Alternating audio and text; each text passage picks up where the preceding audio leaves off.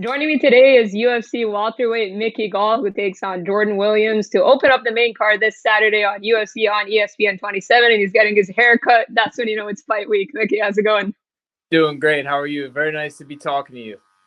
Likewise, it's good to catch up. I think last time we kind of had a proper conversation was in Abu Dhabi when I saw you there when you were cornering Matt Brown. And I know it's been about just over a year it will have been since you've last stepped into the octagon. You were scheduled to fight Miguel Baeza in September, but first of all, what happened there with that fight, and why did it take so long for you to get another fight booked?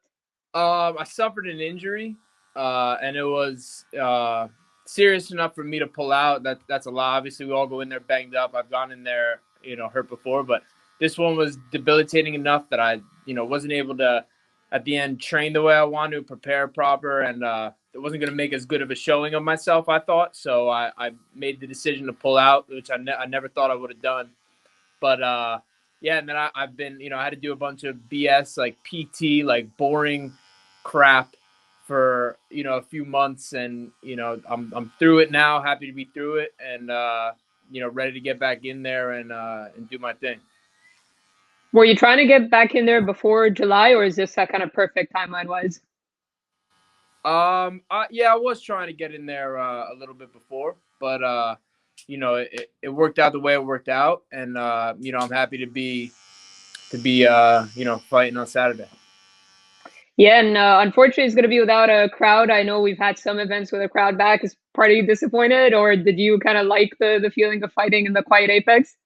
There's obviously the crowd brings a different energy, but without the fans, it kind of normalizes it a little bit. Like every day, I just finished training in the gym with 5 people watching or whatever, and my training partner. So it's it kind of normalizes things a little bit, but so I go either way on it. I do miss the fans, but it's fine like that. I think you're able to like kind of a little more focused, kind of control your adrenaline a little better.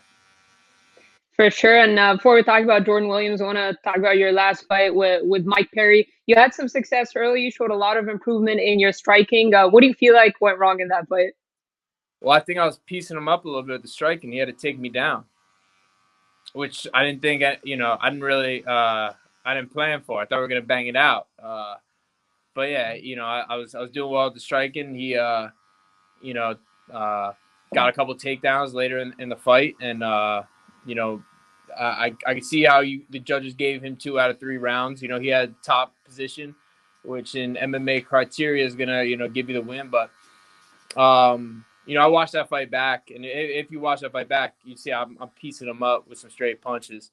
He had to change his game plan because he hit me with a couple good ones, but nothing like nothing serious, nothing where I didn't want to be on my feet with him all day.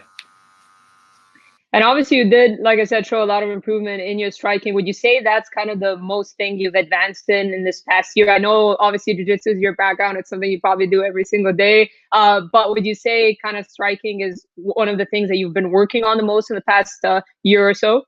I would say in the past, I'd say probably about like 6 to 10 years. That's been something I've really been focused on. Like even when I first got in the UFC, like I'd already been in love with striking, but I wasn't. I wasn't as comfortable as I am now. But after what's up, bro?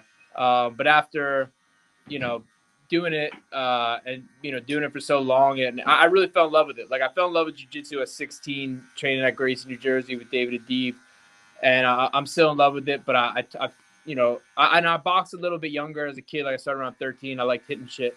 But when I was like 19, 21, and to today, I've really fallen in love with striking.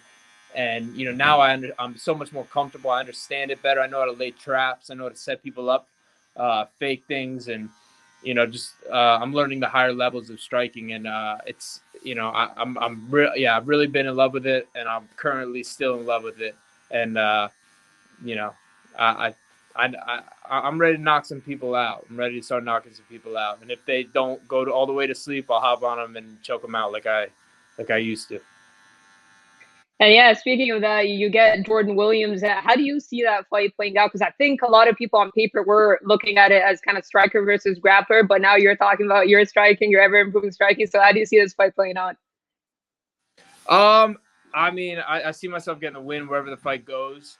Last time versus Perry, you would have thought it was a striker versus grappler match, and he ended up shooting on me and wrestling with me. So I don't know. It's MMA, so you got to be ready for anything. That's why I like that stuff Connor was saying the other day. No, it's MMA. Like, it's wherever the fight goes, you got to be able to win it anywhere.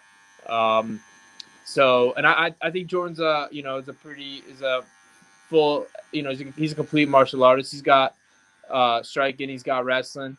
But I do think I'm better in both areas, and wherever the fight goes, I'll still be have the advantage. How familiar were you with him when they gave you the name? Like, maybe you've heard of him, but I mean, like, do you go back and watch a lot of tape? Do you leave that up to your coaches? Like, how familiar were you with Jordan Williams? Did you have to kind of like, yeah?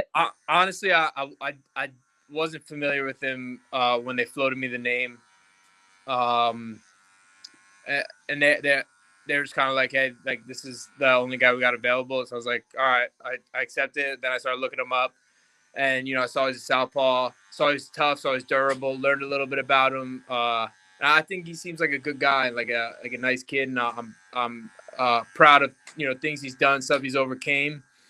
And I'm excited to lock horns with him this weekend and put on a show. You know what I mean? We're going to get to, he's shown that he's tough and durable and, pushes forward and is a southpaw and, all that stuff. And I'm going to be ready for him. And if you look at some of kind of your past losses, you've alternated obviously after starting out undefeated in your career. What would you say is kind of your biggest takeaway, not just from the Mike Perry fight? Because I feel in some of those losses, you've looked good as well. So when you look at it, you look at it as in kind of like a strategy thing, a cardio thing. Where do you feel like kind of things go wrong for you in those fights? I would say tactically. Yeah, is big. Where like I can watch the fight back and like obviously you learn more from the losses and I think it's just gonna come with experience. That's why I've been trying to stay active. Obviously the injury earlier in this year didn't help that. But yeah, I just think I keep churning out fights. I'm like I don't have as many fights as a lot of guys in the UFC still, but I also kind of feel like a veteran in some ways because I've been co-main event twice. I've been on main cards. I've been in the bright lights and experience. Had almost 10 UFC fights. I'd say tactics probably the biggest thing, and that's something that I'm overcoming now. For sure. And Matt Brown has been instrumental. I know in your training, you shout out LJ Raboli as well all the time. I know. What has this training camp looked like? Have you brought in guys to mimic kind of Jordan Williams? You said he's a southpaw. So have you brought in anyone to mimic him, or what does this training camp look like for you? Yeah, I just finished up training with Alec Hubin, who's a good big southpaw. He's like 215, one of the best southpaws I know. Matt Brown came to Jersey, helped me train, and LJ Raboli is that's my brother, and he's just as talented of a coach as he is as a fighter, which is like really rare. And he's just a super impressive young man. He's only 26. He'll be in the UFC one of these days, and I'm sure you'll be talking to him in a few years. But yeah, he's very durable and very he's able to go southpaw, orthodox. Rich Petishnock, Russ the Corbelizer, all these guys have been giving me a good push in Jersey, and I've been doing like 6 rounds like Shark Tanks like 2 times a day, just pushing my cardio, thinking getting in the shit and feeling good. And I know in the past, when you started out in your career, you've trained in numerous places: TriStar, American Top Team, California Joe Schilling, to name a few. And it seems like you kind of found a formula by training with Matt Brown, going over to Ohio, and I know he's here for you. Would you say that's kind of what your training camps are going to look like moving forward, or are you still open to the idea of traveling around? I'm still going to travel. I definitely plan on, going places, checking out different parts of, America and the world, just trying to find the best work. I've been blessed to, getting in the UFC early. A lot of places have opened their doors to me, and I'm going to keep growing and going different places. But yeah, it's been great, really, with my corners would be Matt Brown, David Adib as always, and LJ Raboli as always. And those three guys, like I feel very comfortable. Those guys you want in your foxhole. And camp has been great. We made a good push, and we're ready to go. What was your experience like flying to Abu Dhabi? I know it kind of was tough on a lot of the fighters being locked in a bubble and stuff like that, and you not having a fight, but cornering a teammate and stuff. What was that experience like, kind of just being around so many fighters, but in such a small space? I loved it. I think I told you, like, some of the guys I was with was like, man, I guess it's the nicest like jail cell I've ever been in. But I had a blast the whole time. Like I enjoyed all the free food and the buffet. I would eat till my stomach hurt because obviously I didn't have a fight or anything. And I would get to train with people like with Cartel? Huh? New England Cartel, the New England Cartel. Yeah, I got to go and see those guys. I was training a lot with Mark Hyena and Ryan Cafaro too, who's a Jersey kid who's out there with I think Felder. So it was great getting to like hang out with Mark every day, and those guys. It was great. I had a great time. I had a blast. It was very cool. Even though we were stuck in a hotel, it would have been cooler if we go to the beach or go check out some stuff. But I really had a blast. I really had a great time. They treated us like royalty out there. It was really cool. Yeah, the first Fight Island or like the second one, I should say, like they had access to the beach and stuff like that. This one was a little bit tougher, but I did commend you for your positive attitude for sure. Mickey, I want to leave you with a couple more questions before I let you go, and I appreciate your time. Talking about life outside of fighting, you've been acting in a couple of movies. First of all, what was that experience like working with guys like Mark Wahlberg, and then do you have anything else in the works? Yeah, I did. So I did the one that was a Mark Wahlberg movie, and then I did this one, Born a Champion. Yeah. With like Sean Patrick Flannery, Katrina Bowden, Dennis Quaid. I got a couple lines in that, and I got 2 more in the works. This one, Dottie by my man KL, and I'm gonna be doing it I think in August, and then this other one, Hungry Hill. It's like a TV show that I'm gonna be acting in. And I really like it because like fighting is the best like drug kind of there is. Like you can't. They say there's nothing you could smoke, snort, or shoot that gives you the feeling of you feel like a god. You get in there and tap into our like ancient history where you're throwing bones into someone to keep your bloodline alive. And I love that. It's so pure and beautiful, and the rush you get is great.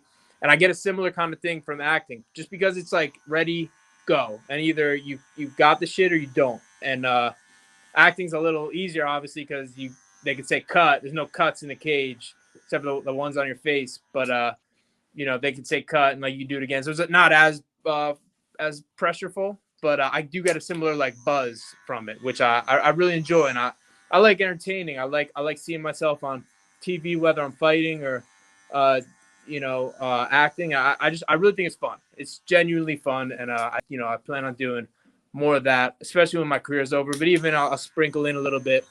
I'm a notorious overtrainer as it is, so I can sometimes like do some of that stuff and force myself to ease up a little bit. And how did this even come about? Was this something that you wanted or aspired to do growing up? Like, how did the first opportunity come for you to act? The first opportunity actually came. I was just out training with Cowboy Cerrone and Joe Schilling in Boston, and Cowboy had a role in the movie, and he was the fight coordinator, and he graciously got us in there. And Cowboy's a man. I learned a lot from him, like just how to like he just lives a good life. Like he has a lot of fun. He like does fun stuff, and he really lives a good life. And I learned a lot, took a lot from that. And yeah, so that was how the first one happened. And some people saw me in that and were like, hey, offered me some other projects. And yeah, I reached out regarding some things. And I like it, man. It's fun. I just think it's fun. That's awesome. If there's one movie or one actor you aspire to either be in or act with, who would it be? I'm a big Sopranos guy, so I'm gonna go James Gandolfini. Just hopefully, have a different ending.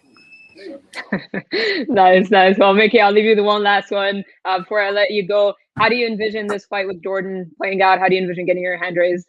I'd like to get a knockout. I can see the knockout. I can see me putting him unconscious. But like I said, I think I beat him anywhere. If we go, he's a durable dude. If we go 3 rounds, we go 3 rounds. I'll win every round.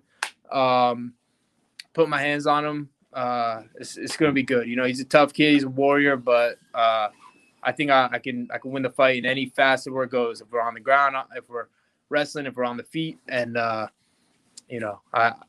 can submit him, but I think the knockout's coming. I want to get some knockouts. It's about time I got some knockouts. Right on. Well, looking forward to it. Mickey, thank you so much for doing this. Safe travels tomorrow to Vegas. Tomorrow, right? If I got that right, usually Tuesday, Correct. right? Right and early. Safe travels to Vegas and best of luck on Saturday. Thank you so much. Appreciate it. It was nice talking to you. You too. Have a good one. You too. Bye.